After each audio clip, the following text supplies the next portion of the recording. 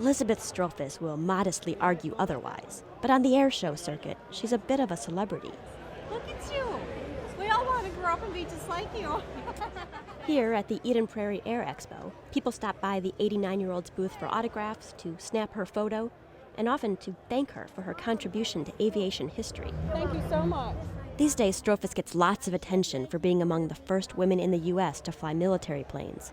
But the former test pilot hasn't always been so forthcoming about her flying. For decades, she kept her work with the Women's Air Force Service Pilots, or WASPs, pretty much to herself. Nobody wanted to hear about women pilots. They didn't even know we existed. I had everything in my closet, my uniform, all my pictures, my books, and everything I had in the service. I told the kids when I died, put it in my coffin. Nobody wants to hear about an old Navy pilot. Although they served the war effort in the early 1940s, Strophus and her fellow female pilots weren't granted veteran status until 1977.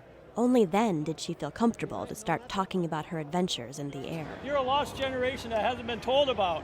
Seeing Strophus today, it's hard to believe there was a time when she didn't embrace her pilot past. The Minnesota native can still belt out songs from her military days. Yankee Doodle came to Texas just to fly an AT. We are your Yankee Doodle gals. That's one of them. She can identify old warplanes by the sounds of their engines, and she doesn't go anywhere without her aircraft earrings. This is the small plane I used to fly, a 65 horsepower Cub.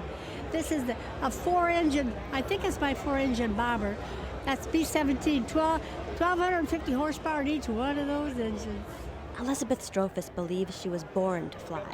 The only problem, she says, was that the rest of the world wasn't quite ready for her destiny. They just told us girls on December 20th, 1944, they said, "Thank you girls, you did a great job, now you can go home." Nobody wanted a woman pilot. I went to Northwest Airlines and I showed them my credentials. I had a seaplane rating, I taught instrument flying, and so they looked them all over. They were very impressed, and they surely would like me in their front office. I told them what they could do at their front office. I wasn't about to go, and I wanted so badly to be out flying. It kind of broke my heart, but that's all right, because that was the way it was.